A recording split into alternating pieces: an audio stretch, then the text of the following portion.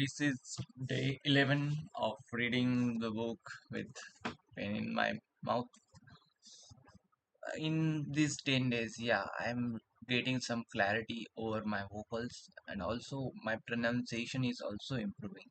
But it's not as this short term deal, you have to do this for a very long time. Then you will see significant results. So, yeah, let's stick with it and let's hope we complete this book. And yes, let's begin. So, we are at chapter 6. Motivation is overrated, environment often matters. So, let's start. So, motivation is overrated, uh, uh, environment often matters. Annie Thorndike, a primary care physician as Massachusetts. I don't know the pronunciation of this city hospital. A general hospital in Boston had a crazy idea. She believed she could improve eating habits of thousands of hospital staff and visitors without changing their willpower or motivation in the slightest way. In fact, she didn't plan on talking to them at all. Thorndike and her colleagues designed a 6-month study or altered the choice architecture of the hospital cafeteria. They started by changing how drinks were arranged in the room. Originally, the refrigerators look next to the register. A refrigerator located next to cash register in the cafeteria were filled with only soda. The researcher added a water as an option to each one. Additionally, they placed baskets of bottled water next to the food stations throughout the room. Soda was still in the primary refrigerators, but water was now available at all drink locations. Over the next 3 months, the number of soda sales at the hospital dropped by 11.4%. Meanwhile, sales of bottles of water increased by 25.8%. They made similar adjustments and saw similar results with food in the cafeteria. Nobody had said a word to anyone eating there anyone eating there. People often choose products not because of what they are, but because where they are.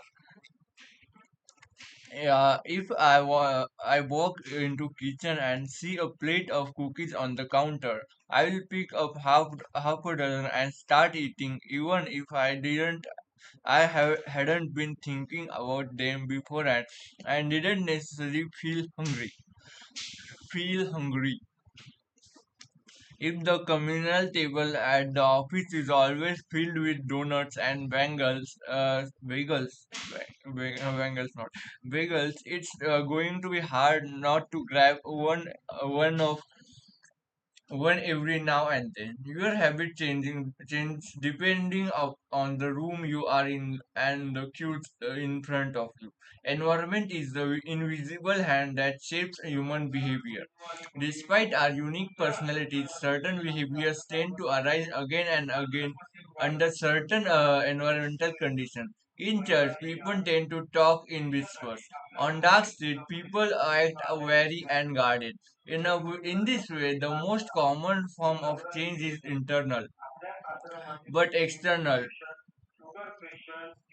We are changed by a world around us. Every habit is context dependent. In 1936, psychologist Kurt Lewin wrote a simple equation that makes a powerful statement. Behavior is a function of a person in their environment. B equal to Behavior is a function of person in that environment, in their environment, or B equal to F of PE. It didn't take long for Levin's equation to be tested in business. In 1952, the economist Hawkins described a phenomenon he called suggestion impulse buying, which is triggered when a shopkeeper sees a product for the first time and visualizes a need for it. In other words, customers will occasionally buy products not because they want them, but because of how they are presented to them.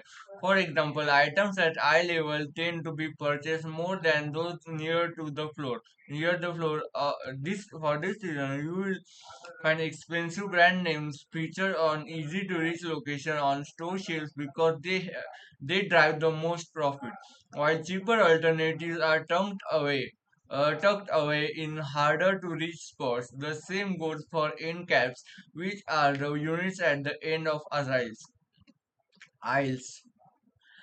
End caps are money making machines for retailers because they are obvious location that encounter a lot of foot traffic. For example, 45% of Coca-Cola sales come specifically from end of the aisles racks. The more obviously available product or a service is, the more likely you are to try it. People drink Bud Light because it is in every bar and visit Starbucks because it is on every corner. We like to think that we are in control. If we chose water over soda, we assume it is because we wanted to do so. The truth is, however, is that many of actions we take each day are shaped not by purposeful drive and choice, but by most obvious option. Every living being has its own method for sensing and understanding the world. Eagles have remarkable long distance vision. Snakes can smell by tasting the air. With their highly sensitive tongues, sharks can detect a small amount of electricity and vibration in water caused by nearby fishes. Every bacteria has chemoreceptors, tiny sensory cells that allow them to detect toxic chemicals in their environment. In humans, perception is directed by sensory nervous system (SNS). We perceive the world through sight, sound, smell, touch, and taste. But we also have other ways of sensing stimuli. Some are conscious, but many are non-conscious.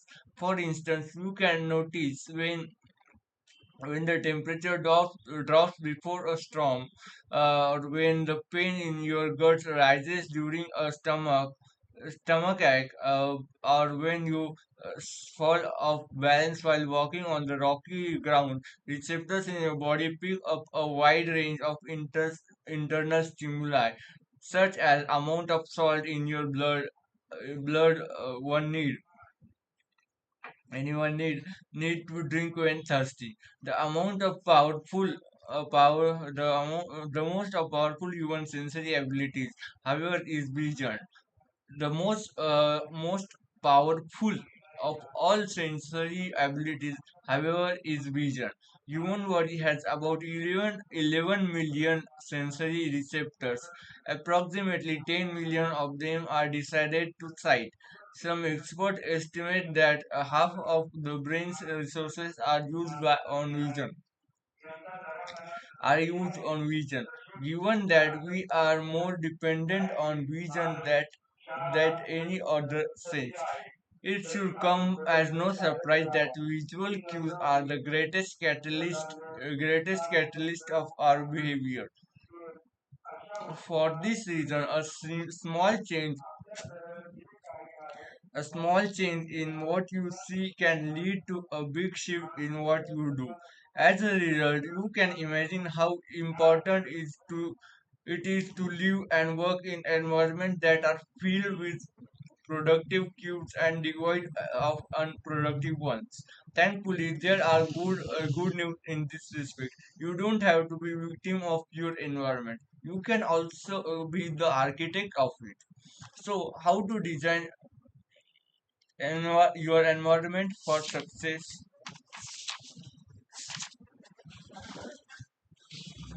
So, today we'll also discuss how to design environment for success.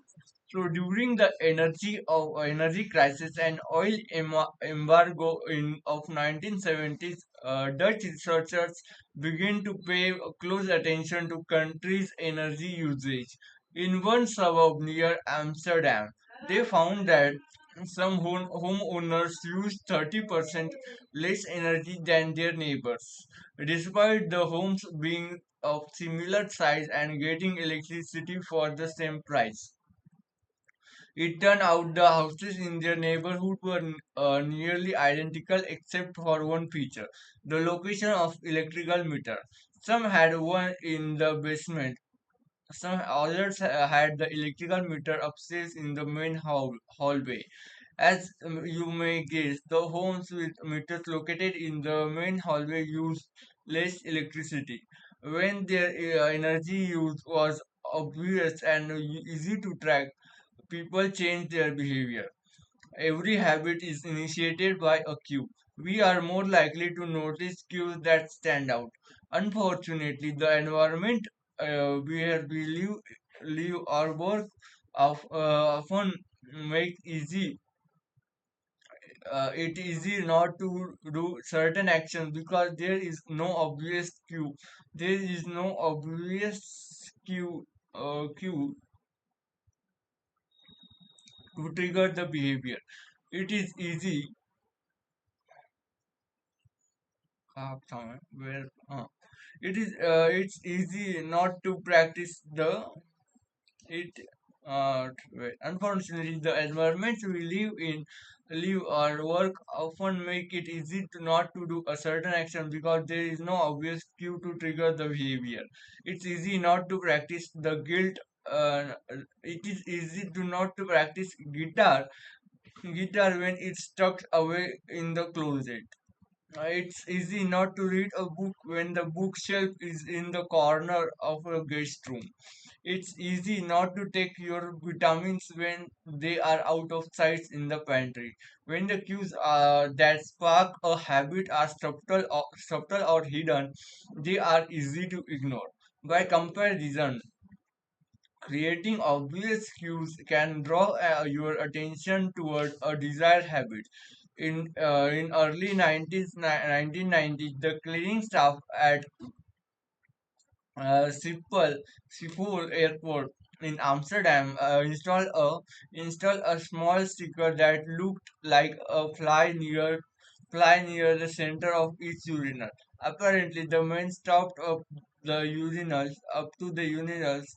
They aimed for what they bought was a bug. The stickers improved their aim and significantly reduced spillage around the urinals. Further analysis determined that the stickers cut bathroom cleaning costs by 8% per year. I have experienced the power of a BSQ in my own life. I used to buy apples from the store, put them in the crisper in the bottom of the refrigerator, and forget all about them. By the time I remembered, the apples would have gone bad. I never saw them, so I never ate them. Eventually, I took my own advice and redesigned my environment. I bought a large display bowl and place it in the middle of the kitchen counter. The next time I bought apple that was there where they were went out in the open where I could see them, almost like magic. I began eating few apples each day simply because they were obvious rather than out of sight. Here are few ways you can redesign your environment and make the cues for your make cues for your preferred habit more obvious.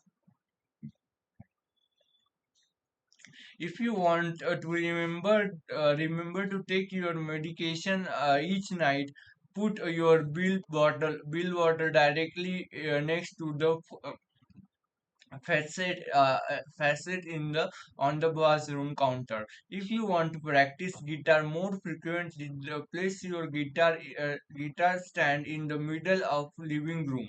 If you want Want to remember to send more thank you notes. Keep a stack of stationery on your desk. If you want to drink more water, fill up a few water bottles each morning and place them in common location around the house. If you want to make a habit a big part of your life, make a cue a big part of your environment. The most persistent behavior usually have multiple cues. Consider how many different ways a smoker could be prompted to pull out a cigarette, driving in the car, seeing a friend smoke, feeling stressed at work, and so on. The same strategy can be employed for good habits. By sprinkling triggers throughout your surroundings, you increase the odds that you will think about your habit throughout the day. Make sure the best choice is the most obvious one. Make a better decision. Making a better decision is easy and natural when the cues for the good habits are right in front of you. Environment design is powerful not only because it influences how we encourage with the world, but also because we rarely do it. Most people live in the world others have created for them, but you can alter the spaces where you live and work to increase your exposure to positive cues and reduce your exposure to negative ones. Environment design allows you to take back control and become the architect of your life. Be the designer of your own world and not merely the consumer of it. So the context of the cue we will see in next day.